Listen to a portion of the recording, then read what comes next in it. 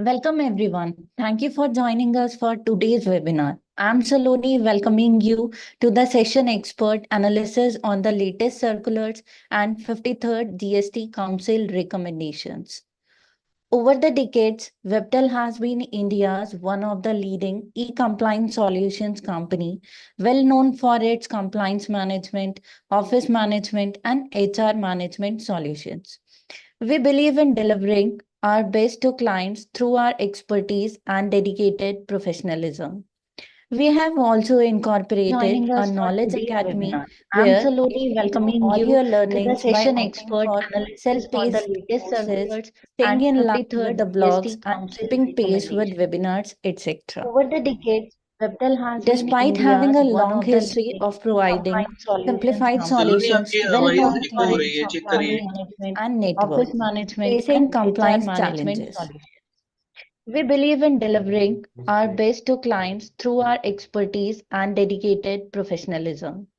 We have also incorporated Joining a us for knowledge today's academy webinar. I'm where Saloni you can do welcoming all you your to the learnings by session opting expert for analysis for the self-paced latest courses, circulars staying and in line with 53rd the blogs, GST and Council keeping pace with recommendation. webinars, etc. Over the decades, Webtel has been Despite having India's a one long of the history leading of compliance providing solutions Saloni simplified company, आपकी आवाज well solutions known echo for हो its रही to है, check help करिए. compliance our management clients, and office communities, and management, facing networks compliance facing management. compliance challenges, we We dare believe in ourselves delivering constantly our to best to clients anticipate, through our plan, and expertise and execute in dedicated order to professionalism. simplify the We have also ever-changing world of incorporated a compliances. Saloni knowledge आपकी Our double academy. आवाज आ products रही and है, I'm services please check. welcoming all your have learning covered by session all expert analysis for the latest circulars, staying in Saloni line with the blogs and keeping pace with recommendation. webinars, etc.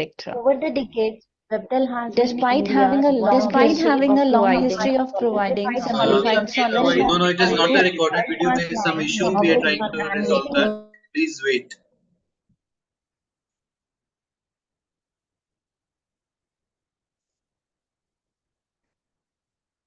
Please check the echo and then start again.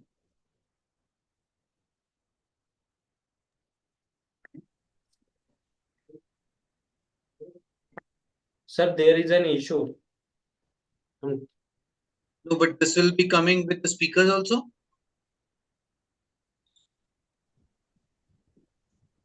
I think, sir, our voice was audible. अभी तो ठीक है, कोई issue नहीं आ रहा. चलिए फटाफट introduction speakers का कराइए और स्टार्ट करिए.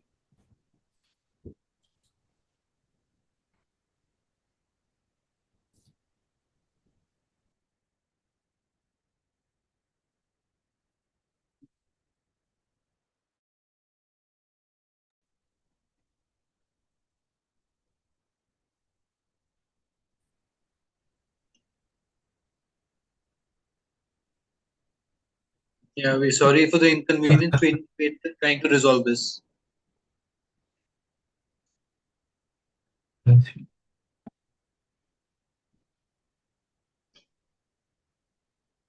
Please check and start the speakers intro.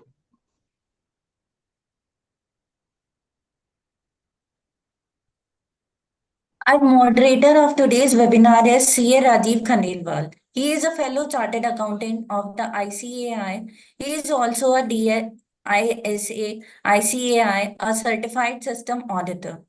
He is also a Sri Ram College of Commerce alumnus. He has over 3 decades of experience in the compliance sector.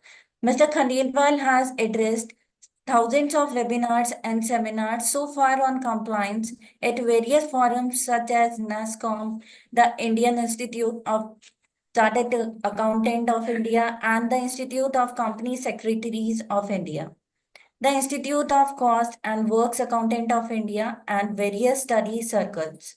Our first speaker is CA Tushar Agarwal, co-founder, Tatvam Advisors, and co-chairman, ITT, Committee of PhD Chambers of Commerce and Industries. He has more than 10 years of experience in indirect tax. He has worked for more than 8 years with Lakshmi Kumaran and Sridharan attorneys.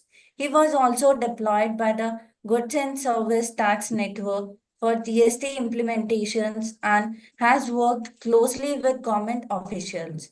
He has worked extensively with the Government of India, GST, in designing GST returns, audits, and other formats. Our another speaker is CA Gitika Srivastava. She is having experience of nearly 11 years in the field of indirect taxations. Prior to joining Tatvam Advisors, she has worked as an associate director with PwC for 3 years and was associated with Lakshmi Kumaran and Sridharan attorneys for more than 8 years. Her expertise lie in advising clients on law related to goods and service tax, excise and customs, including foreign trade policies. Today, we are presenting a webinar on expert analysis on latest circulars and 53rd GST Council recommendations presented by Mr. Tushar Agarwal and Gitika Srivastava. If you have any questions during the webinar, please type them in your chat box. We will take the same at the end of the webinar. Now, without further ado, we will turn the time over to Mr. Rajiv Khandelwal, sir. So, over to you, sir. Thank you, Saloni. Am I audible? Yes, sir. Okay. So, all these GST Council meetings, whenever they happen, even before beginning, there are so many things that circulate in news and all, and we have so many expectations every time, and so many new things are being done here also. Like this time also, new things are coming. Like they're introducing a new form, GSTR 1A, or making amendments to GSTR 1. Then GSTR 7, they are saying even nil filing is mandatory. Then GSTR 4, for composition taxpayers, they are extending the due date from 30th April to 30th of June. Then again, very beneficial changes, like people who file GSTR 3B late, they will be allowed to claim ITC for the years 17, 18, 18, 19, 19, 20, and 2021 if they had filed it by 30th of November 2021. And then interest has been, and penalty has been waived for cases, obviously, where fraud is not there. So for a few years, even that has been done. So many beneficial changes are being made. And obviously, the experts of the day will be talking about in greater detail and the nitty-gritties of those. So without wasting much time, I'll request this first speaker, Tusharji, to come and share his thoughts on this GST Council meeting of the proposal. Thank you so much. Thank you, Rajiv ji. Let me share the screen.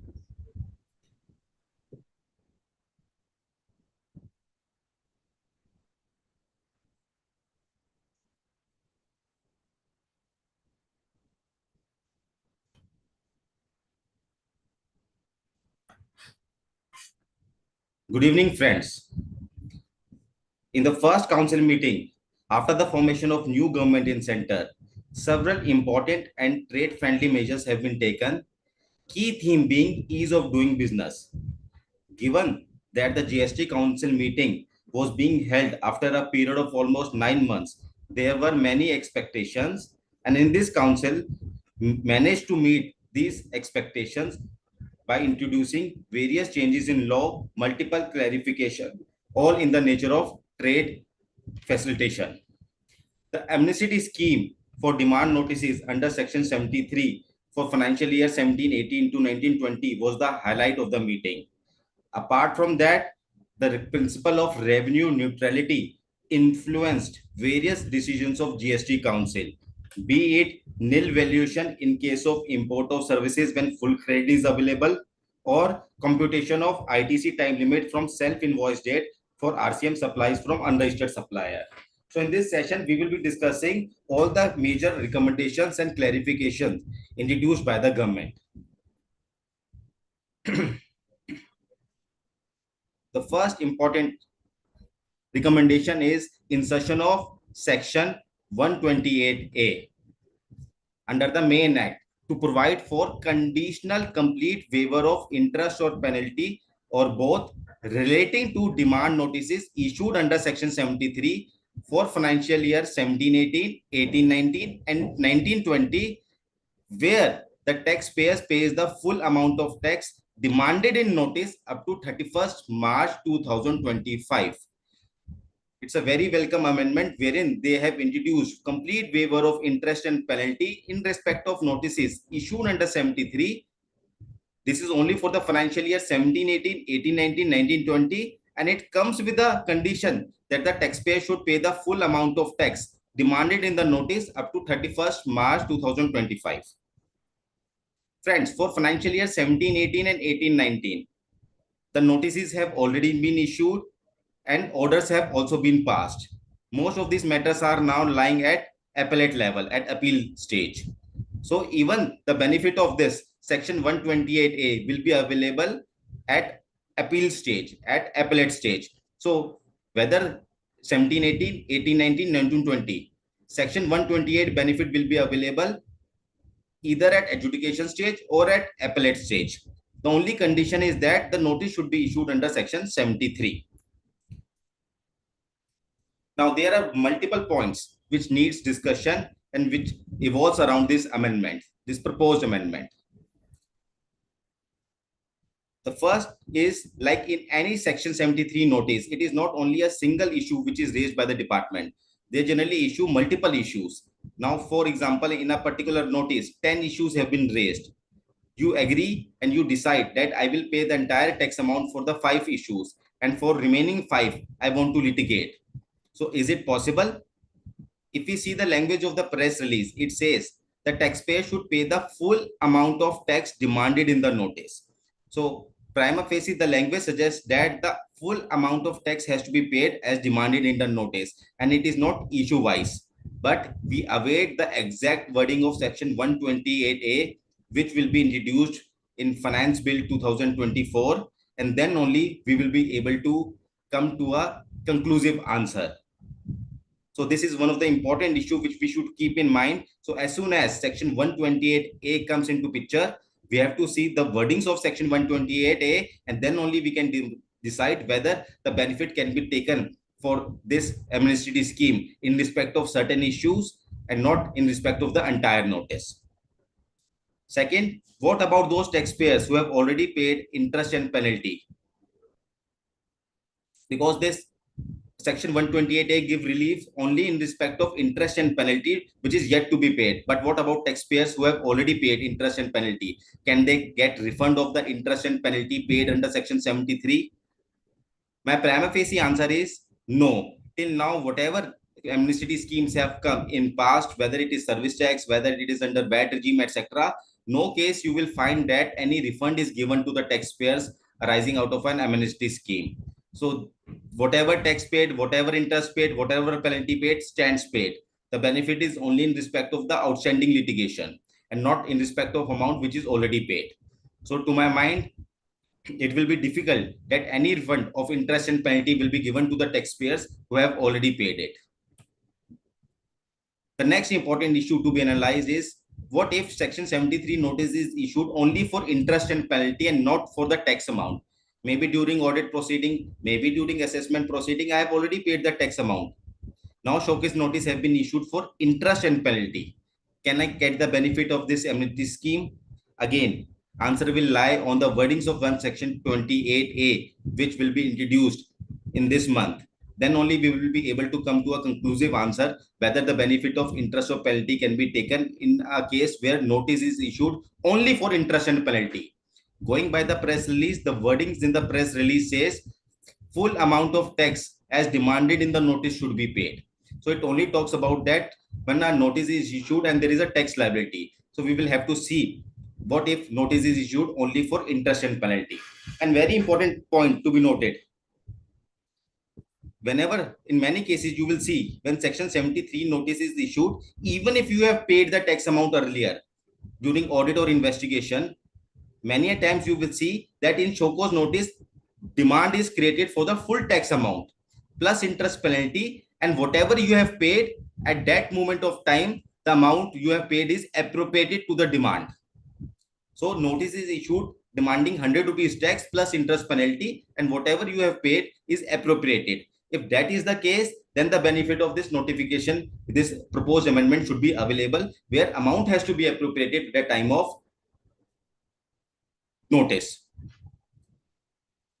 Another important issue which we all should keep in mind, what if show cause notice is issued under section 74? When we read the wordings of 128A, the proposed press release, it simply says the notice should be issued under 73. But what if notice is issued under 74 and you win the case, and you win the case only to the extent that there is no element of fraud, suppression, willful expression, and accordingly the case has to be decided under section 73. Here comes the role of section 75(2), very important section, which says that if a notice is issued under section 74 and the notice is adjudicated in a manner that it is concluded that there is no fraud, no willful suppression, etc., and the order is passed under section 73, stating that it is not a case of fraud, willful suppression, etc., then 75(2) specifically deems that notice should be treated to be issued under 73. So in a case where 74 demand is dropped on account of matter not involving fraud, willful suppression, etc., then as per 75(2), it will be deemed that the notice is issued under section 73. And once notice is deemed to be issued under section 73, the benefit of section 128A amnesty scheme should be taken, provided the tax amount is paid before 31st March 2025. So before we proceed to the next amendment, this is definitely a very welcome relief, but still there are various points which needs consideration. At this moment, relying upon the press release language, the answer to these questions cannot be ascertained. We need to wait for section 128A exact wordings, which will be introduced in the finance bill, and then only a conclusive answer will be available. Moving on to the next amendment. Proposed recommendation. Valuation of corporate grantee between related persons. Friends, taxability of corporate grantee has been one of the most debatable issue. DGGI, anti-evasion, audit wing across India have issued multiple notices, have conducted multiple investigations on this particular issue. Effective 28th October 2023, a specific valuation rule was inserted. Sub-rule 2 of Rule 28, which provided that the value of corporate guarantee services by a related person to another shall be deemed to be 1% of such guaranteed offered or actual consideration, whichever is higher. So there was a deeming valuation, which was inserted effective October 2023 in respect of corporate guarantee. For the period before this date, October 2023, there was no valuation provision which is prevailing. At ground level, if full ITC is available to the recipient, we can always argue that second proviso to Rule 28 specifically says if full ITC is available, even nil value is acceptable. So that argument is always there. But at ground level, departmental authorities, DGGI authorities are not entertaining second proviso to Rule 28 for the period before October 2023. At ground level, what they are asking is for the bank guarantee or for the valuation report, and basis that they are passing there or they are concluding their investigation. They say that if the company has taken a bank guarantee at 50 paisa, I will make the CG valuation at 50 paisa. Or you come out with a valuation report. If that valuation report says 25 paisa, I will agree it is 25 paisa. So for the period before October 2023, authorities at ground level relying upon the valuation report or the BG commission is trying to value the corporate guarantee. For the period after October 2023, the rule specifically says it is 1% which is taxable, irrespective of the fact whether full credit is available or not available. Now, what this proposed recommendation? The proposed recommendation is that this rule, which is newly inserted rule, effective October 2023, this will be amended retrospectively from October 2023 to specifically say that this valuation method would not be applicable in case of export of services or where the recipient is eligible for full ITC. So it seems that where the recipient is eligible for full input tax credit, then after October 2023, this 1% mechanism is not mandatory, and to my mind, even nil value can be taken. But we have to wait for the exact amendment which is being proposed under Rule 28(2). Second, it says that in case of export of services, this 1% mechanism will not be mandatory. So where recipient is eligible for full ITC, not mandatory, where in case of export of services, this 1% mechanism not mandatory. And this amendment will be effective from October 2023. Still, there remains certain important issues which needs to be addressed. The council also said that they will come out with a particular circular clarifying various valuation issues in respect of corporate guarantee, and we are still waiting for this circular. So some of the key areas which actually requires clarification till now. First, what before October 2023, if full ITC is available, nil value should be acceptable. This is the circular which we actually await from the council, that before October 2023, in most of the cases, full ITC is available. Please make nil value an acceptable value for the purpose of concluding the investigations. Second, what should be the valuation mechanism where full ITC is not available? Because this 1% is prospective, not retrospective. So what should be the valuation mechanism before October 2023? Third, now they are coming out with a retrospective amendment that 1% rule is not applicable where full ITC is available, and this retrospective amendment is effective October 2023. What if in the last 6, 7, 8 months, taxpayers have already raised 1% invoice? In such a situation, can they issue a credit note? Yes, the answer is they can issue a credit note. Another important issue to be addressed is, in case of export of services, what this recommendation specifically said, 1% provision will not be applicable in case of export of services. But where the corporate guarantee is provided to related party and there is no consideration. Please, very important point. What do you mean by export of services? Let me take you an example. I am an Indian company. There is a foreign counterpart. I have given corporate guarantee for that foreign counterpart to the bank. So there is an export of services by me. There is a services which is rendered by the Indian entity to the foreign entity. And this service I have given without any consideration. The place of supply of this services is outside India.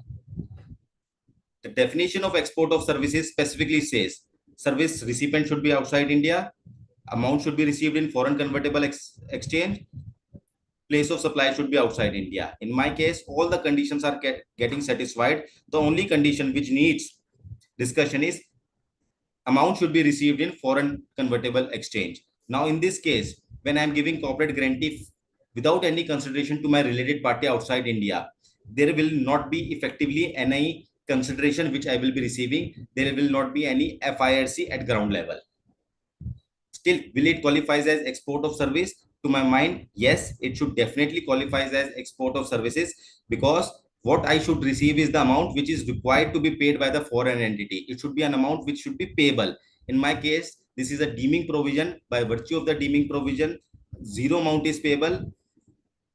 By virtue of deeming provision, only this transaction is treated as taxable, and in actually, since zero amount is payable, so my condition that for amount should be received in foreign currency automatically stands satisfied, where there is no legal obligation on the foreign party to pay me any amount. So it automatically gets satisfied. The fact that I actually don't receive any consideration should not be a criteria to say that my transaction will not qualify as an export of services. So this is again an important issue which needs deliberation.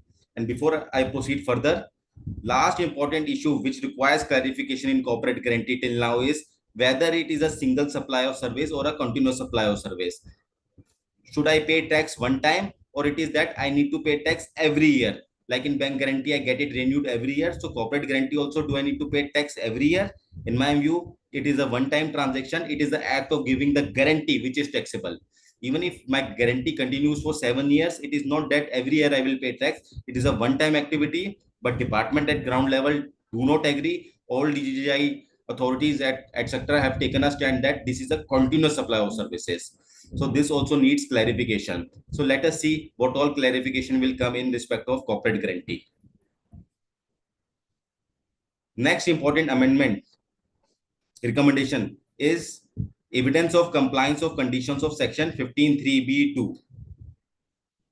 This is in respect of post supply discount. The condition of post supply discount is very simple. It says that the post supply discount, the benefit in valuation will be available if this post supply discount is established as per the agreement before the supply is undertaken, and recipient reverses the input tax credit in proportion to the GST credit note which I am issuing to the recipient. So what has happened in last couple of years, many taxpayers have issued GST credit note for the co-supply discount, and they have taken the benefit of the GST deduction in their GST returns. Now, departmental authorities have come and they are issuing notices stating that you cannot take the benefit of GST credit note until and unless you prove that the recipient has reversed the input tax credit. But how do I prove that the recipient has reversed the input tax credit? At the time of GST implementation, I was supposed to file GSTR1, wherein if I reported my GST credit note, it would have got auto-populated in GSTR2 of the recipient, and at that moment, his ITC would have got automatically deducted. Since 1, 2, 3 was never implemented, there was no mechanism provided to the taxpayer to check whether the recipient has reversed the ITC or not. Now, they have come out with the recommendation that in such situation, they have come out with a circular clarifying that in such situation, you can take a CA certificate from the recipient, asking them to certify that the proportionate ITC reversal has been done at his end in respect of the GST credit note issued by the supplier. And where the tax amount in a financial year qua supplier does not exceed 5 lakh rupees, then even the supplier certificate will do. So they are asking for a GST certificate, CA certificate from the recipient. Now, if I go to the, I've issued GST credit notes in 17, 18, 18, 19, 19, 20. Now, if I might tell my recipient, please issue the CA certificate that you have reversed the ITC. It is very difficult at ground level to collate all these CA certificates for the past period. To my mind, this circular is not in consonance of the law. The law nowhere provides for issuance of CA certificate by the recipient. Circular cannot add any such condition under the law. The law simply says that the ITC should be reversed by the recipient, and for that there was a proper mechanism which was already given in the law that GST credit note has to be uploaded in GSTR1, which will be reflected in 2, and accordingly the same ITC will get automatically reversed in GSTR2.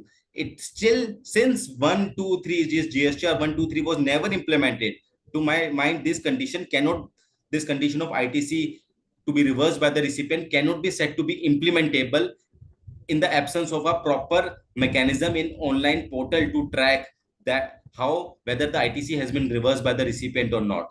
So in the absence of a proper mechanism on the GST returns and online portal, now by way of introducing a circular and asking to submit a CA certificate, this condition cannot be said to be implemented.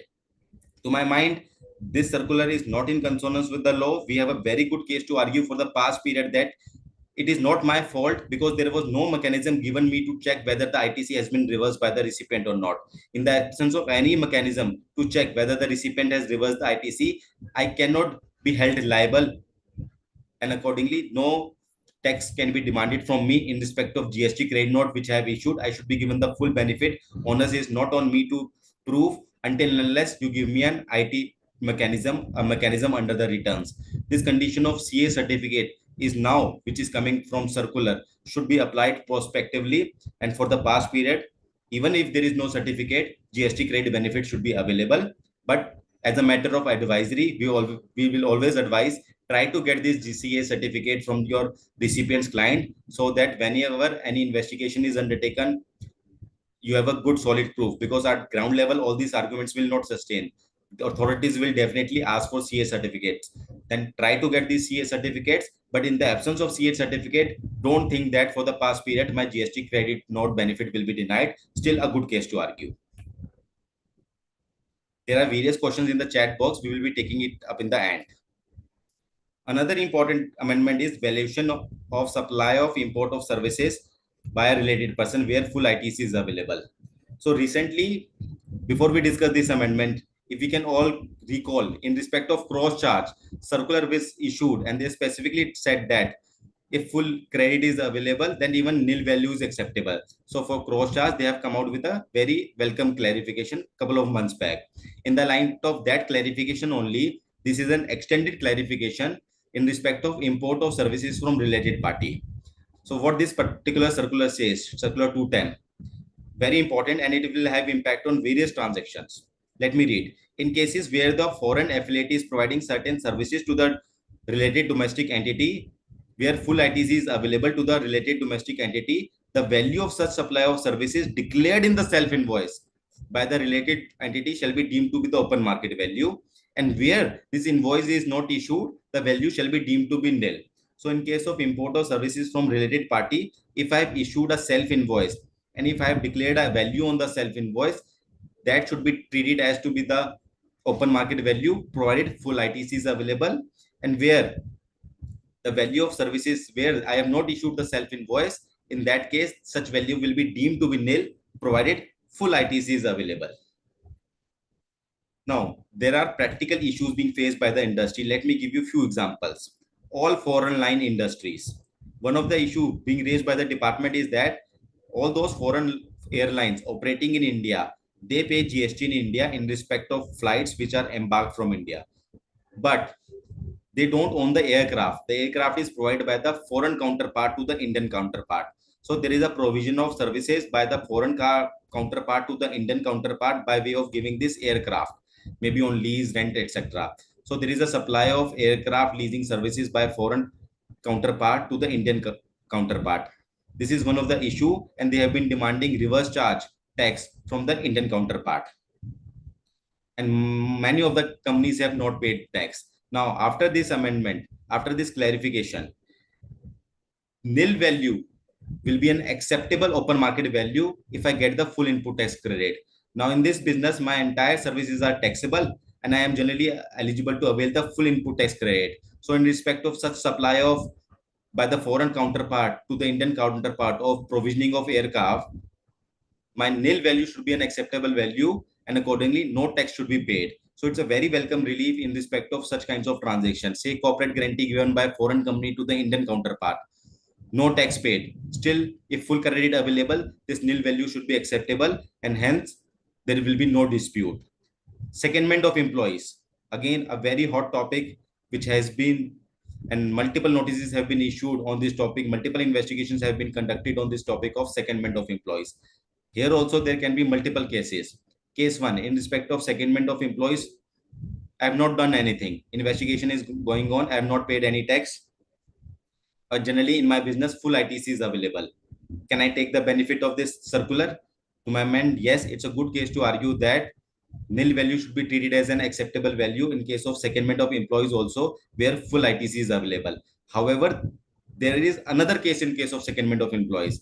There are cases wherein taxpayers have already issued the self-invoice and already paid the tax and have took the credit. So if you have already issued the self-invoice with the amount declared on the self-invoice, in that situation, that amount declared on the self-invoice will be treated as the open market value and not the nil value. So where the taxpayers have already issued self-invoice, paid certain tax because of the investigation and took credit, in that situation, that amount which is there in the self-invoice should be treated as the open market value. Whereas taxpayers who have not paid anything, if the taxpayers have not paid anything till now, in such a situation, today they can raise a self-invoice with nil value, no valuation dispute. So in case of secondment of employees also, to my mind, the benefit of this circular will be available. However, there is a catch. When we see this circular is covered under Schedule 1. The way this circular is drafted, the starting para of the circular, it says that in case of Schedule 1 transactions. So Schedule 1 transactions are those transactions wherein there is a supply between a related party without consideration. Somebody can argue and say that in case of secondment of employees, the transaction is that not without consideration. There is a consideration element involved. What is the consideration element? The consideration element is the Indian salary paid by the Indian counterpart.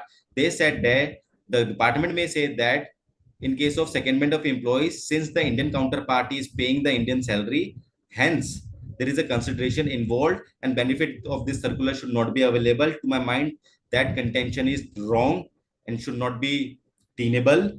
The ultimate objective of this circular, or you see the cross charge circular, is very clear. The policy makers are very, very clear. In case of revenue neutral situations where full ITC is available, the benefit of second proviso of Rule 28 is available. Nil value is acceptable. They are very clear.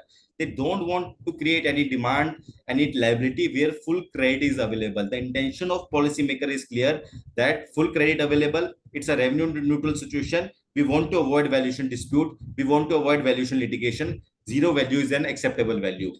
It's only at the ground level, the investigation level, all these issues are created. So again, this is a very welcome circular. Another important recommendation is the proposed amendment in section 140 subsection 7. Let me give you a background of this case. When GST was implemented, the taxpayers were supposed to file transitional form for carrying forward various kinds of transitional credit.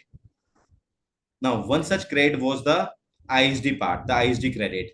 Now, what happened is that in respect of ISD credit, there were two approaches taken by the taxpayer. The first approach was that the ISD itself migrated to GST and filed the transitional form. There, the department is denying the credit, stating that the transitional form can be filed by the taxpayer only, having a normal registration number and not through an ISD number. So department has denied this credit on the ground that ISD cannot file the transitional form. Second approach was that the ISD credit was manually distributed to the units, and it was the unit who took the credit under the transitional form. Now, this is a very welcome amendment which says that all these cases of transition of credit by ISD registration will be resolved, and they will amend the law retrospectively to make sure that this credit is available. So intent of the policymaker is very clear. Even if the transition of credit was done by the ISD registration, their agenda is clear that they want to allow the credit, and hence to avoid this dispute, they are amending the law. To my mind, the wording of section 140 subsection 7 is wide enough to include even the current situation where ISD number has filed the transitional form. The credit should be available. Without this amendment also, it is a very good case to argue, but after this amendment, all the dispute will be put to rest. Hence, all cases where ISD registration has filed the transitional form, the transitional credit will be available. The next important recommendation is allowing refund of additional IGST on account of upward revision in case of export. So friends, in case of export of goods, either you can pay the GST on the output, claim refund, or you can export without payment of without payment of duty and claim the refund of the ITC amount. So in case where the taxpayer has opted for the first option, export of goods on payment of tax, and they are claiming refund. So practically what happened, you file your GSTR1, you upload the details of export invoice, you pay the duty in your GSTR1, you put the details of the shipping bill, etc. while filing the GSTR1. This shipping bill is treated as the refund application in respect of this export of goods on payment of tax, and automatically the refund is credited to the bank account after routing the transaction through IceGate. Now, the practical challenges in these cases which taxpayers were facing was, what about the debit note? If I had to issue a debit note in case of price escalation, etc., I put the details of the debit note, I pay the additional duty. There was no mechanism to claim the refund. The refund was not coming automatically. I used to file the refund claim in others category and then go manually to the department and try to get the refund. So there was lots of problem being faced by the taxpayers, the exporters. Now they will be coming out with a proper mechanism of claiming refund of this additional IGST paid in case of issuance of debit note on account of upward revision of price, which is again a very welcome relief. Another important issue which to be discussed is whether this additional tax which you pay, say by way of issuance of debit note, etc., whether it attracts interest. Friends, see, whenever we talk about issuance of debit note on account of price division, etc., it is not the new supply which is being undertaken. The supply had already been undertaken earlier when I exported the goods on payment of tax. Debit note is nothing but an addition to the value, but the time of supply has occurred only when the goods moved. So to my mind, generally in case of supplementary invoices and debit note, interest should be applicable. However, since this is the case of export of goods and I was eligible to claim refund of whatever IGST I have paid, So on account of revenue neutrality, we can argue that even if I would have paid the GST, I would have got the refund, and hence interest should not be applicable. It is not a loss to the exchequer. On these grounds, we may argue, but in respect of domestic transactions, there is definitely a interest exposure on debit note and supplementary invoices. Moving on to the next important amendment is availability of ITC on ducts and manholes used in optical fiber cables. It is again an important amendment and will impact other sectors also. So let us understand the impact of this amendment. See, in a telecommunication network, there is thousands of telecommunication line, optical fiber line, which is laid down underground, through which all these signals travel, etc. Now, whenever a telecommunication line is set up, there is cable. There are lots of cables which when if you see the component of this telecommunication network, one is definitely the cables. The second is this ducts. Ducts are nothing but protection over the cable. Cable are inside the duct, so duct is like a protective layer for the cables. And third is the manholes. See, these manholes are nothing but chambers which are made after every 2-3 kilometers of line. It is kind of a civil structure which is made there, wherein people can go for the purpose of repair and monitoring the cables, etc., the optical fiber cable. So it's kind of a civil structure which is there after every 2 kilometers of line, which enable the engineers, the manpower, to go there and check the lines, etc. The issue was since these manholes were in the nature of civil structure, grade should be available. The department has clarified that yes, grade should be available because it is in the nature of plant and machinery. So they are looking this entire network as a plant and machinery network. This entire telecommunication network as plant and machinery, and all these manholes, ducts, etc., is nothing but support structure or foundation to this network. So this is a very welcome relief for this telecommunication industries at ground level. I have seen multiple notices being issued denying the credit on these manholes. Definitely, it is a very welcome relief, and all allowing the credit of these manholes, etc., to the telecommunication industry. Now, with this, now I will ask my colleague Gitika Srivastav to take further amendments. Over to you, Gitika. Thank you, Tushar. I'll just share my screen.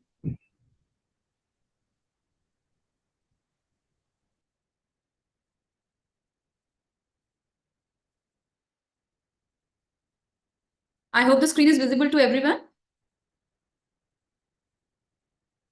So, after looking into some very important amendments which Tushar has discussed, recommendations and the clarifications which have been discussed in the previous GST Council meeting, I would also like to take you through certain critical recommendations and few clarifications following those recommendations, which are, they are aimed to reduce certain difficulties that are being faced by the businesses, and also with the attempt to reduce a lot of pending litigation which is ongoing for past 4-5 years ever since the GST has been put into the play.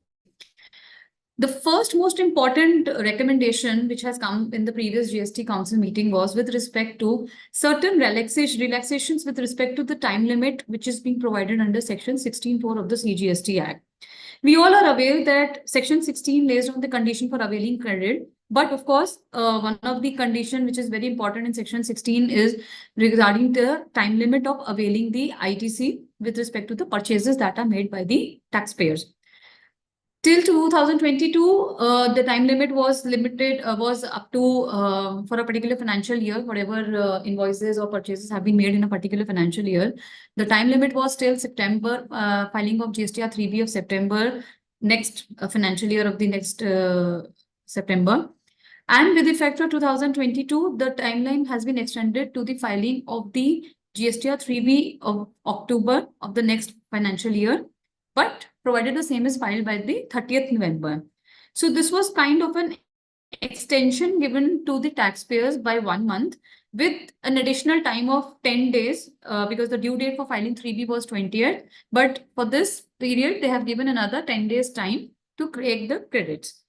Now, what was happening in the past and what brought in these types of clarifications and recommendations to be discussed over the GST Council meeting there have been various situations where the people have filed their GSTR 3Bs on a delayed basis, or maybe they have reported certain supplies or the purchases in GSTR 3B, on a delayed basis. But of course, because even though there was a time limit, since the 3B was filed late, the assessees have been taking the credits even for those delayed filing, which were even crossing the threshold limit of section 16(4). All these matter went into dispute, and there have been cases where even the time limit which is prescribed under section 16(4) itself is being challenged. There is a matter pending before Supreme Court in the case of Shanti Motors, where they have clearly challenged the provisions of section 16(4). That such a kind of a constitutional validity of these sections, that such limit should not be there. Likewise, recently there is a very favorable judgment which has come from the Kerala High Court, which has even provided the extension of the 1 month extension, which is provided from 2022 from a retrospective effect, saying that this is nothing but a procedure in nature.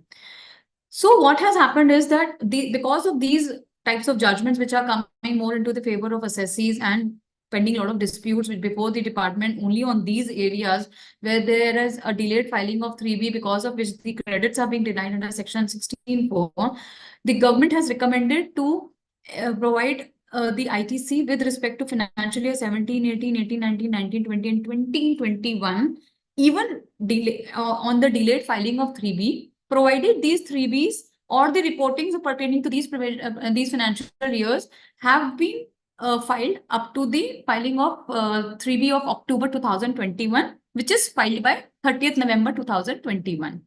So this is nothing but to put in rest the disputes and litigations which are going in the past, maybe with the intention to wrap up the disputes which are coming because of the delayed filing and the pending litigations before the court. So with this kind of a recommendation, the only benefit that is being given is with respect to the ITC, which is pertaining to these specific financial years. However, this clarification directly would not apply to those cases with respect to delayed availment of ITC after 2021-22 financial year period.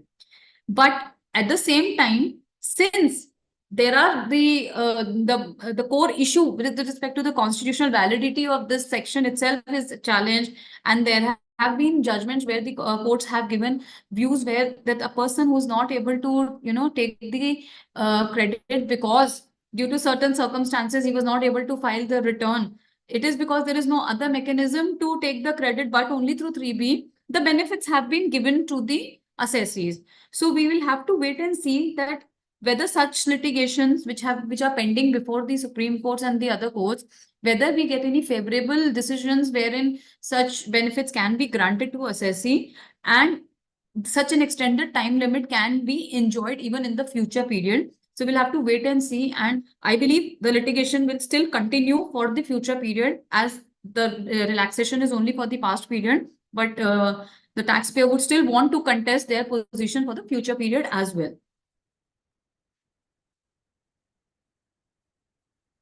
Now, there was another peculiar situation which was being faced by various assessees, that during the cancellation of registrations, because the registrations are cancelled, they are not able to file their return, even if they want to file the return.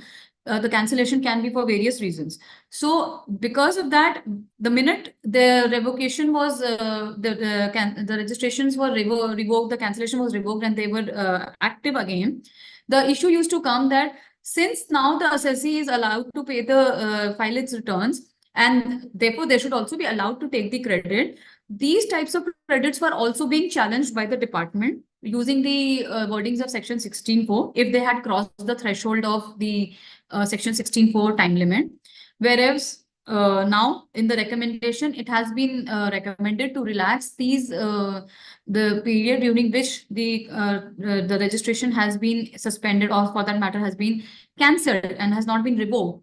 So for that period, even if the person is filing the returns after their revocation, they would be allowed to take the credit, provided they have been filed within the returns are filed within 30 days of the order of revocation. So a very conditional benefit has been given, but still the benefit has been given to the assessees, because yes, again, this was going before the courts, and the courts were actually allowing the benefits because the assessee was debarred from filing the return, and because he was debarred for filing the return and taking the credit, such a condition should not be made detrimental for the assessees.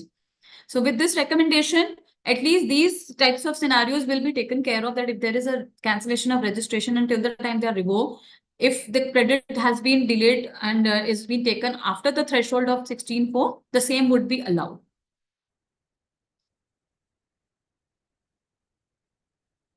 Now, there is another issue which is with respect to taking the time limit for taking credit in case when the taxes are paid under reverse charge basis and when they are received from the unregistered persons.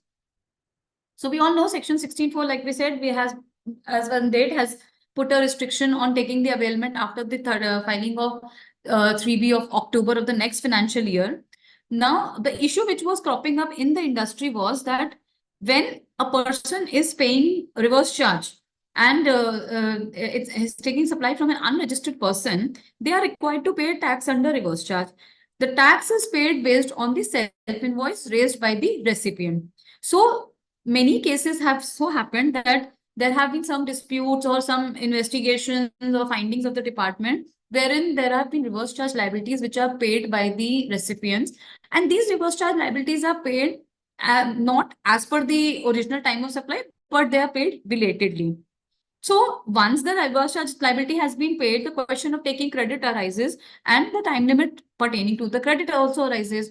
So the dispute which was going before the department was, before the courts, was that the time limit has to be seen from the date of invoice and it should not be seen from the date when the supplies have been received.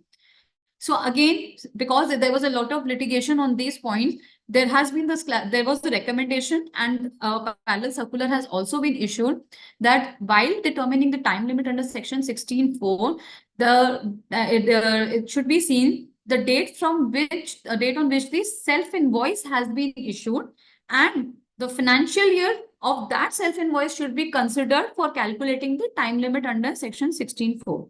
For example, there was a supply which was received in 2021-22. However, for some reason, there has been a delayed payment, or the provision of the RCM was identified in 2024-25. So once the person who's liable to pay tax under reverse charge will raise the self-invoice in 24-25 and will also pay the taxes under reverse charge.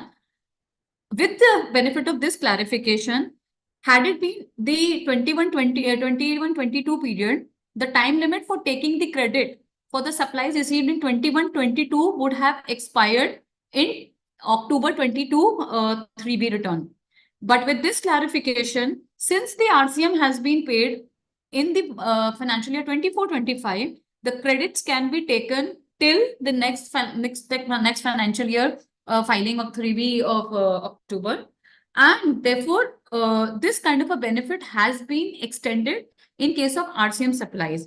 However, one must always note that in case any RCM liability has been paid on a delayed basis beyond the original time of supply as per the provisions of the law, the person who is required to pay the RCM will also be liable to pay the interest and on the delayed payment of these RCM liabilities.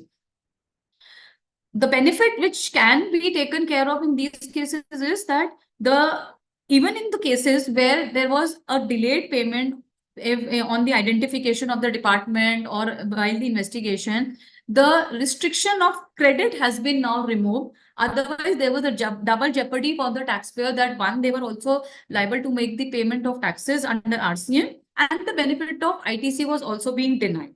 So this kind of a clarification is a very beneficial clarification for the taxpayer wherever they are paying the timelines for the payment of for taking credit has to be evaluated from the date of self-invoice and not from the financial year in which the reverse charge supplies have been received by them.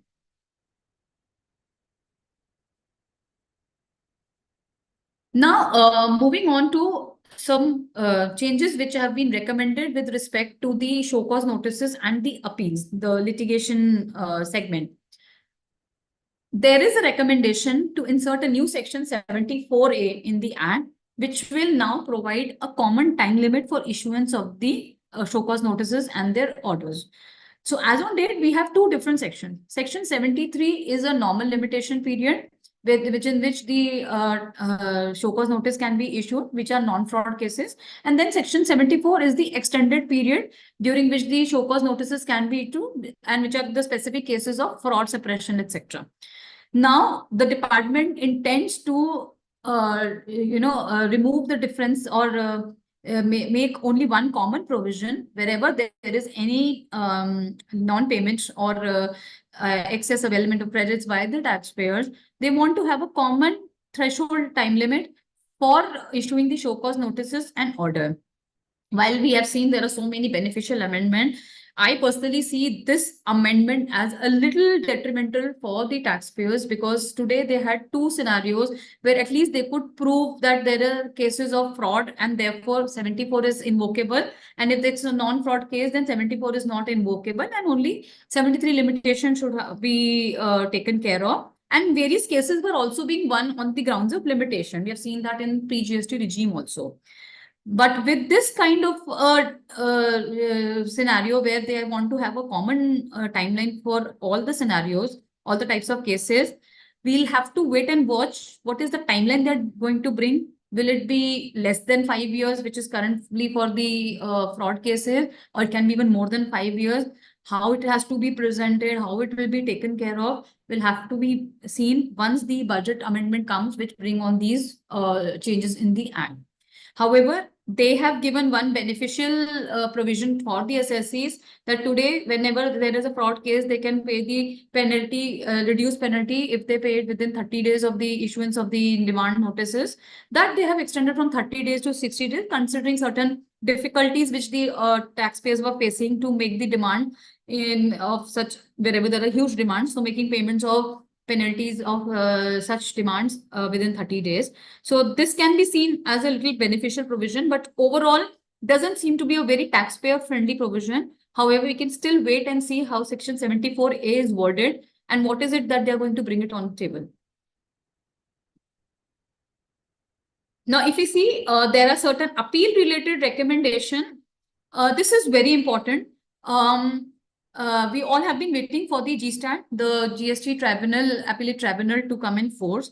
Now, initially, when the CGST order of 2019 was issued, the timeline for filing the appeals before the appellate tribunals was recommended to be 3 months from the date of communication of order, or date on which the president or the state president enters office, whichever is later. So now we all know recently, Honorable retired Justice Sanjay Kumar Mishra has been appointed as the president of GSTAT, but at the same time, the entire procedure of filing the appeal, etc., is still not in place. So there have been a lot of confusion among the taxpayers in the industry that, because as per the 2019 order, if most of the orders, if they have been issued prior to appointment of president, and now the president has also entered the office, then how do we go into filing the appeal? So these difficulties have been taken up by the GST Council to understand that practically it is not possible for anyone to file the appeal, even if we have reached that timeline. And for the next 3 months, I believe they also don't foresee the system coming into place as per the accepted procedure. Hence, they have recommended to amend section 112 of the CGST Act, wherein the wordings have been changed to say that they will, the person who has to file an appeal against any order before the tribunal, it should start from he should file it from the 3 months, and that 3 months timeline should start from the date to be notified by the government. So we'll have to see when the government is notifying that particular date, because of course that will all be dependent on the entire machinery provision being put in place before the appellate procedure is started. So this is a clarity that has been brought in for the taxpayers. This kind of an amendment we expect in the budget, where they will put in these wordings to clarify the doubts that still there is no timeline which is expiring for the filing of these types of appeals before the tribunals. Rest, there are a few, miscellaneous kind of amendments relating to appeal, which is mainly because for the department, that the department has been given a timeline for filing the appeal. Then some pre-deposit capping has been done. There has been a limitation, a monetary limit that has been put in for making the pre-deposit. Then there is a mechanism that is being proposed to be introduced, wherein any payment which is made by any assessee during the investigation or before the demand notice has been issued, or for that matter, any appeal has to be order has been issued against the assessee. So they are proposing to bring in a mechanism wherein any amount which is paid prior to issuance of notice or demand or the order can be adjusted towards the pre-deposit if a person is going into the next level of filing of appeal. So these are a little bit of procedural changes that are being recommended. We'll have to wait and watch how they come in whenever they are being introduced. The benefit of same will be provided to the assessors. Now, this is one clarification that has come with respect to taxability of ESOPs provided by their companies to the employees. So, while the law in its wisdom was very much clear about the taxabilities of any securities and any shares, etc., which are given to anyone, not even the employees. In generally, the securities, etc., have been kept out of the ambit of taxability. However, we saw that at ground level, there were certain officers who were raising doubts on the granting of ESOPs. ESOPs are nothing. These are basically the incentives which are given to the employees as a part of their salary package. So sometimes it is given by the company, the Indian company from their own share stocks. And sometimes they request their foreign counterpart to give the allocate the shares and securities to the employees in the foreign holding, and for which the share price or money is reimbursed by the Indian company to the foreign company. So this entire transaction was being looked upon as if there was a service which was being provided by the foreign holding company to the Indian company, subsidiary company, and this was being brought under the ambit of taxability. Even without this clarification, if you see, whatever the transaction was happening between the foreign holding company and Indian subsidiary company, the underlying transaction always remains to be the transaction in securities. But we saw that some department officers were trying to digress it from the underlying transaction and giving it a new shape and new color to say that they are giving some other service and therefore it should be charged under taxable in the hands of Indian subsidiary companies under reverse charge. So this clarification will again put rest to all these types of disputes. It has been very clearly in so many words clarified that wherever there is any supply of security by a foreign holding company to the employees of the domestic Indian subsidiary company, and this Indian company is reimbursing the cost of those securities without any markup, there is no supply of service because the underlying transaction per se is a transaction of securities. It's just that the money is being given by the subsidiary company instead of the employees to whom the shares and securities have been allocated. So there is no supply, so no GST implication would arise. However, they have also clarified that in case foreign holding company charges some fee, some processing fee for that matter, some margin, etc., over and above the cost of the shares and securities which are being given to the employee, to that extent, there would be considered as a supply of facilitating or arranging of these transactions, and therefore the same would be taxable in the hands of Indian subsidiary company under reverse charge. But to again repeat, only the additional amount which is being charged by the foreign company would be considered as the service fee or a facilitation fee, whatever name it may be given, not that entire transaction of the supply of securities. Now, another area which was always being under dispute after certain changes and amendments which are keep on happening in the exemption notification was regarding the tax exemptions of the accommodation service with respect to hostels. So, if we see, initially there was an exemption notification which provided exemption to the accommodation services which were used for residential purpose if the supply of that unit was less than equal to 1,000 per day. However, this exemption was withdrawn, and this exemption was being used by the hostel accommodation, the people who were providing the hostel accommodation. So mostly hostels are on a very nominal rate. So this entry was being used by all the hosteliers who were providing hostel services to their students or anyone who's staying in the hostel, maybe a working person or a working employee. Now, in July 2022, this exemption was withdrawn. Now, with the withdrawal of this exemption, the dispute started coming that whether the hostels, whenever they're providing the residential accommodation, are they even eligible for any exemption? Because there was a parallel exemption in serial number 12, which exempted the service by way of renting of residential dwelling for use as resident, except when this is rented to a registered person.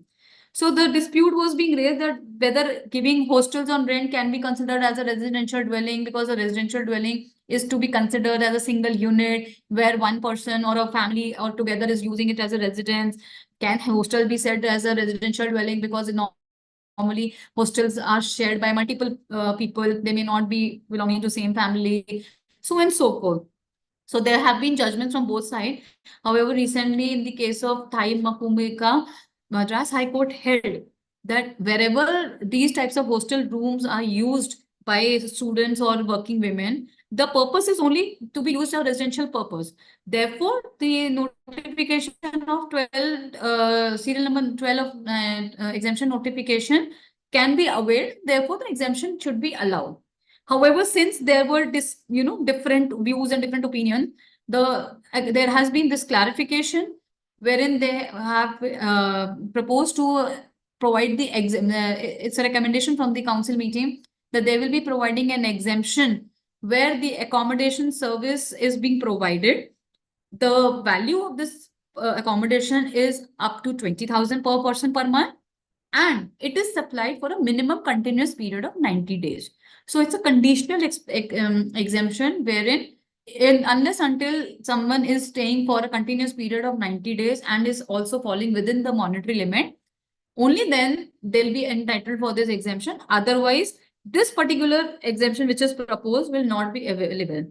However, at the same time, in case a person who's taking an accommodation which is more than 20,000 per month, assuming if it's a hotel, normally hostels are not so expensive, but even if there is a case where the value of accommodation is more than 20,000 per month per person, or the condition of 90 days period is not being met, can still the benefit of exemption under 12 serial number 12 of exemption notification be availed or not can be a matter of dispute even in coming days, because like we have this favorable high court judgments, there are certain negative judgments also. So that type of a transaction can still undergo the litigation if someone wants to claim the exemption, and the department can always raise a dispute on these grounds that these are not falling under a specific exemption, number one, which is provided for these types of accommodation. And number two, they can always challenge that these types of accommodation do not qualify as a residential dwelling.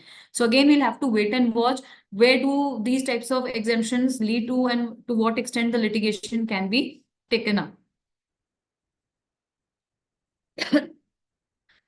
There's another clarification regarding the warranty and extended warranty services. So, friends, there was a circular in past also wherein certain points were clarified, and there were certain clarification relating to supplies during the warranty, how the distributor is giving supply of goods, spare parts, etc. So I would not get into all the points. The most important point which has been taken care of in the new circular is with respect to the extended warranty. So we have seen that sometimes extended warranty is given by the same person who's supplying the goods, could be dealer or distributor, and sometimes it is given by the person who's not a dealer. It could be given by another OEM or a third party person. So from the first circular, it was coming out as a general principle that if someone is buying both the goods and the extended warranty at the time of purchase of goods, then everything would qualify as a principal supply and composite supply, and the principal supply would be goods.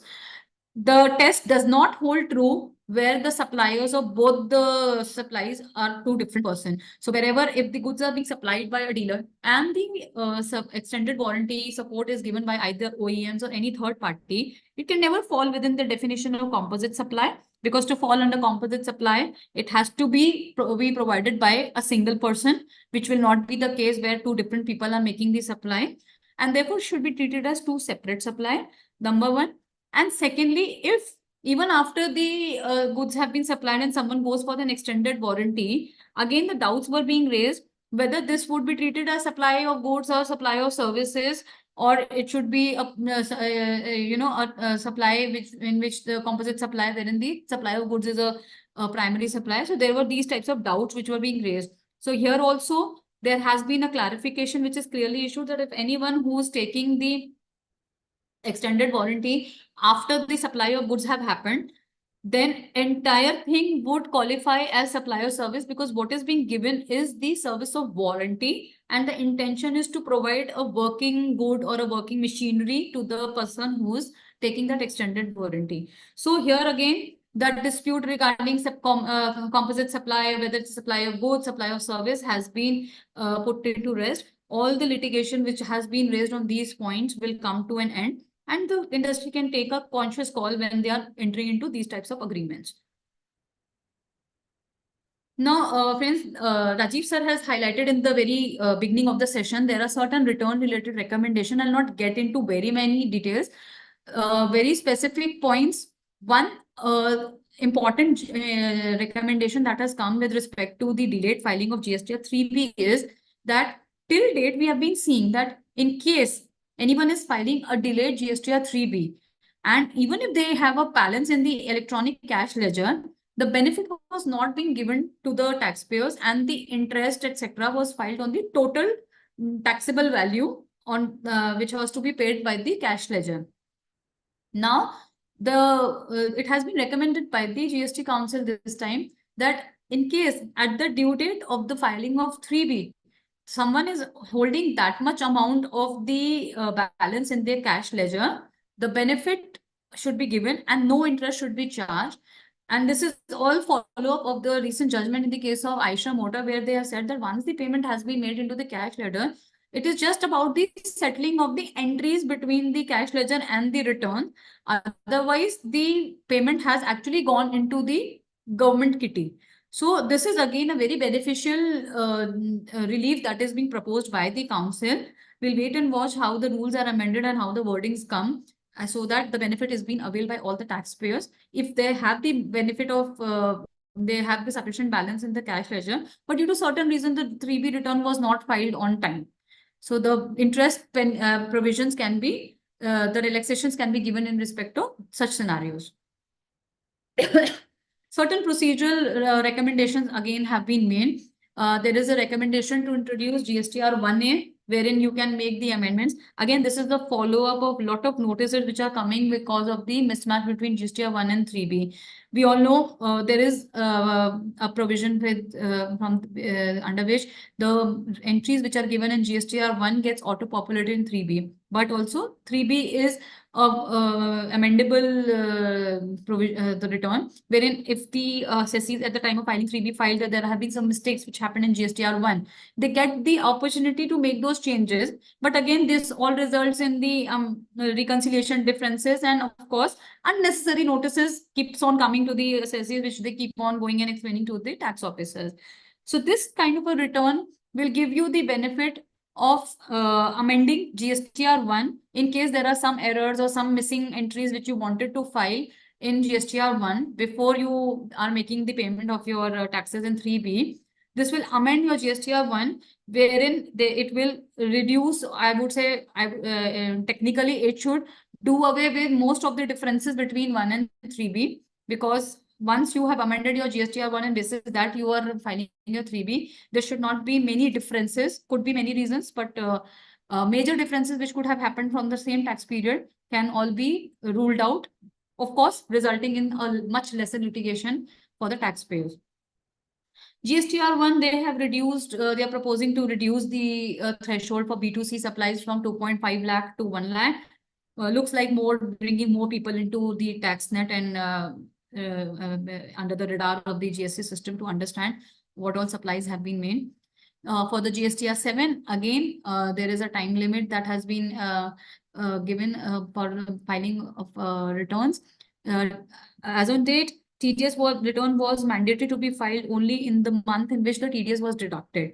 Now they have made it mandatory. Even if you don't have any TDS deduction, you need to file the nil return. Earlier, nil return was optional. Now this has been made mandatory, but with the benefit that no late fee should be filed if there is a nil return under GSTR 7. And GSTR 9A, they are giving exemptions to people whose turnover is up to 2 crore. Till date, it was optional. People who wanted to file could have filed it, but now they are giving a blank, proposing to have a blank exemption for these types of taxpayers. Apart from that, there are miscellaneous changes which have happened. Very, burning issues in the liquor industry. A lot of dispute was going around the taxability of ENA under GST, and in the previous GST Council meetings, it was clarified and decided that no GST should be paid on ENA. Now it is being proposed that this should also be brought into the law in order to avoid any disconnect between what the council have decided and what the wording of the law says. Then certain reductions in TCS rate, benefits to composition taxpayers. Again, section 11A, this is an important section which they are proposing to introduce, wherein if there is any industry issue for which they want to provide any benefit or any exemption has to be provided. So as on date, GST law did not have any provision under which such exemptions, etc., could be provided, and everything was being governed only by the council meeting. So they have decided to bring this as within the realms of law, so that there's a specific section which entitles the government to provide exemptions or to give any relief to any sector, provided there are certain common trade practices which have been adopted. Then there is a sunset clause which has been given for anti-profiteering applications. No more applications will be accepted in case of anti-profiteering after April 2025. Certain e-commerce operators have been taken out of the penal provisions. So probably only those who are collecting money will be governed by the penalties of section 122. Otherwise, not all e-commerce operators can be subjected to these kind of a penalty. And the last one is very important. With respect to the registration, of late we have seen the registration process has become very stringent. Now, with the Aadhaar authentication, it is going to become even more transparent and stringent at the same time. So people who want to take fake registrations and want to do fraudulent transactions will no more be able to do all these types of transactions, because every registration has to be Aadhaar authenticated, and in the absence of any such authentication, registrations will not be granted to any of the SSCs. So overall, if we see the theme and the essence of the council meetings recommendation and their parallel clarification, very taxpayer friendly, and of course there can be certain nuances with respect to the provisions which are proposed to be brought under the law. So let's wait and watch what all changes come in the law, and to what extent they are going to be helpful for the taxpayers.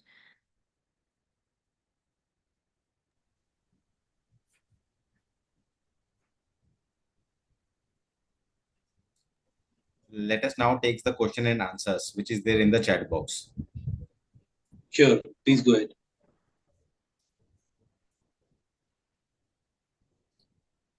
First is section 128A, whether interest can be waived. What about late fees?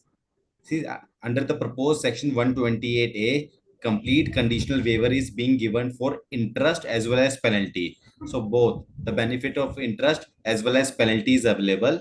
Hence, interest can be waived. However, late fees is not covered under this proposed amendment. But let us see the exact wording of section 128A when it comes out of Finance Bill 2024. We have received a demand notice under section 73 with interest, and we have submitted the reply also. But department is not issuing any order. What can we do? See, there is a time limit for issuance of a demand order in respect of a notice issued under 73A. So if the notice has been issued for say 17, 18, 18, 19, the time limit for issuing the order has lapsed. for 1920, the time limit is still August. So we have to just wait for the department to issue the order, and if the time limit passes away, then if they issue the order after the time limit, it will be invalid. And if the case is for 17, 18, 18, 19, 19, 20, then you may also contemplate whether benefit of section 128A amnesty scheme will be taken or not. It is a very interesting question. What about like the condition which is imposed in post supply discount, that when you issue a GST credit note, you have to take the CA certificate from the recipient that they have reversed the ITC. Whether this is applicable for issuance of credit notes for other reasons like deficiency of services, etc. So when we talk about section 34, we may issue credit note for various reasons, including deficiency of services. Strictly going by the circular provided for issuance of CA certificate only in respect of post supply discount and not for every kind of credit note. But at ground level, we have seen departmental authorities asking for proof that the recipient has reversed the credit. So it is my recommendation that to avoid dispute at ground level, because for everything we cannot go to high court, etc., make it a policy of collecting some kind of certificate, be a CA certificate or a recipient certificate, that they have reversed the input tax credit. So it is recommendatory that for other GST credit notes also, CA certificate may be collected from the recipient or their individual certificate if the amount is less than 5 lakh. What about reimbursement of expenses to my foreign part of the group? Am I liable to pay under RCM? See, if you are reimbursing certain expenses to the foreign counterpart in respect of certain activity which is done by the foreign counterpart, then there may be a quid pro quo vis-a-vis the amount which I am reimbursing and the activity which is done by the foreign counterpart. So if there is a consideration which is involved in case of this reimbursement of expenses, if this reimbursement amount per se qualifies as consideration vis-a-vis the activity done by the foreign counterpart, there might be a reverse charge implication. The benefit of circular is available where there is no consideration involved. But if there is a consideration which is involved, even if ITC is available, then to the extent of reimbursement, there will be a GST exposure. Import of services is liable to RCM. So if any taxpayer dealing in exempted goods, whether RCM credit will be available, Rahulji. So in respect of import of services, yes, RCM is eligible and input tax credit is available only if such services are used for providing any output taxable service or output taxable goods. If these input services are used for exempted goods, then ITC will not be available. Ritika ma'am, would you like to take some of the questions? Yeah, sure. So,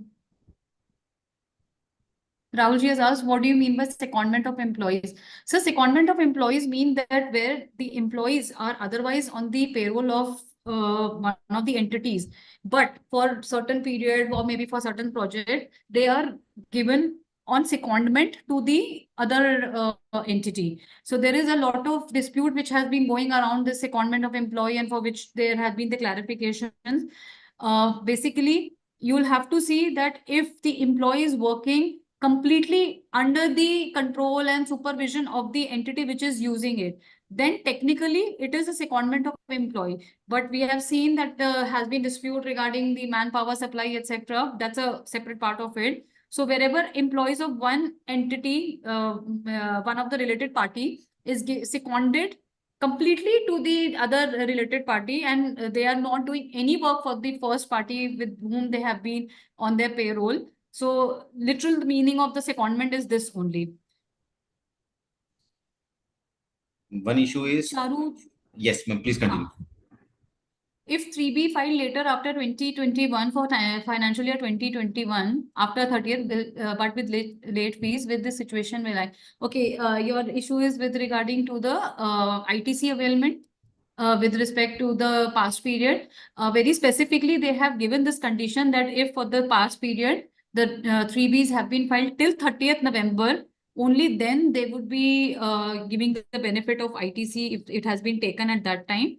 because the condition of late fee is nowhere being discussed, because any which case anyone who's filing delayed return would be paying the late fee. But they put a cut-off date of 30th November 2021. So this benefit would not be available if the returns have been filed post 30th November 2021. Just to add to it, as per this amendment, this benefit will not be available.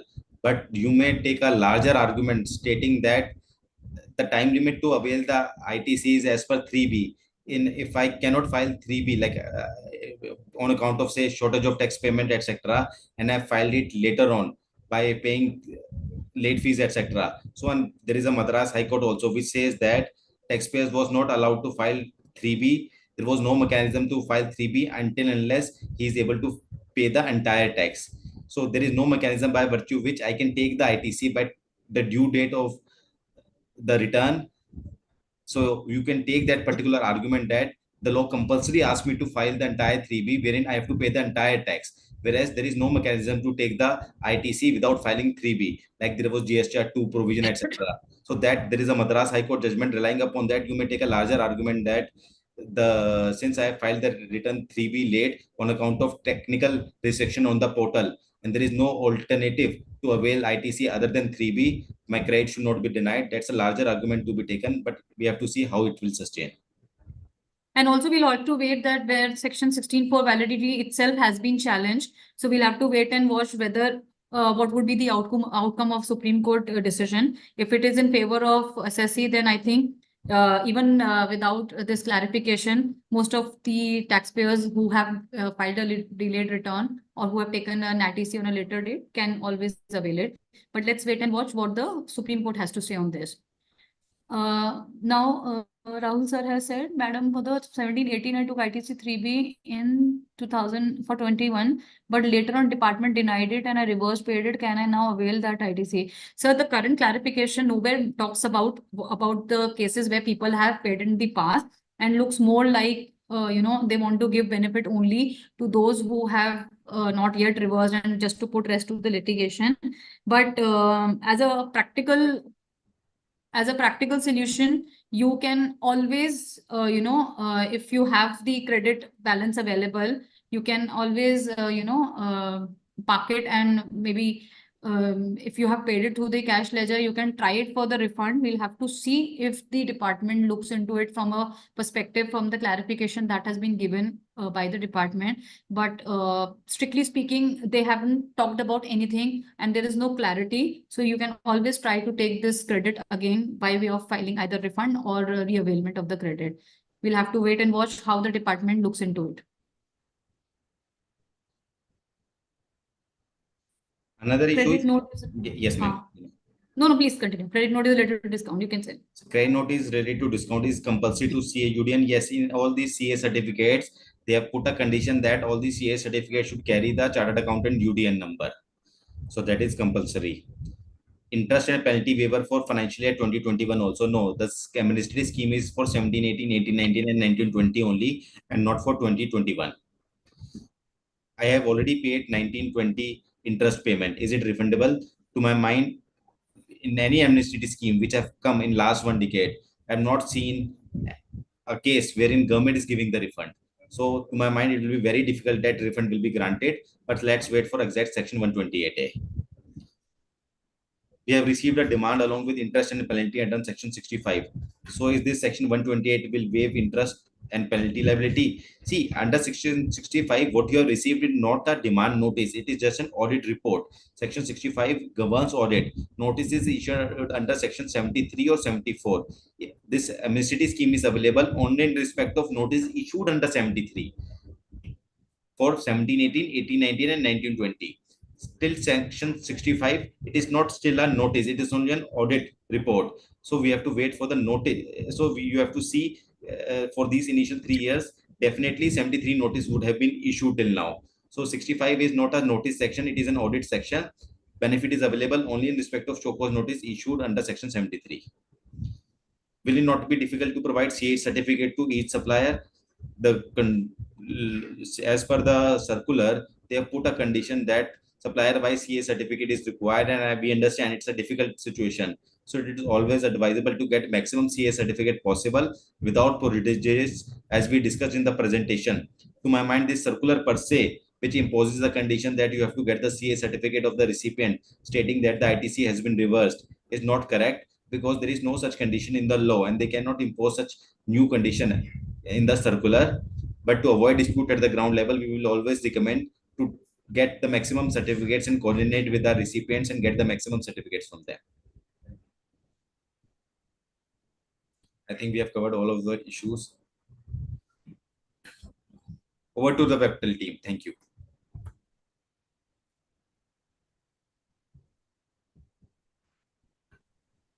Thank you all for taking the time to be here today. I would especially like to thank our speaker, Mr. Tushar Agarwal and Mrs. Geetika Srivastu, for such an insightful session. If you have joined late or missed any important information, you can watch the repeat of this session on our YouTube channel and even check out our previously conducted webinars. Moreover, to check out the key highlights of the 48 GST Council meet, refer to the blog link that has been dropped down in the chat box. For any doubt and queries, please contact us or drop us mail on akash.kumar@webtel.co.in. Thank you. Thank you, everyone. Thank you. Thank you, sir. Thank you, ma'am, Thank you. for Thank you. joining the Thank you. webinar. Thank you so much. Thank you, participants. Thank you so much. Thank you, speakers. Okay, thank you. Bye.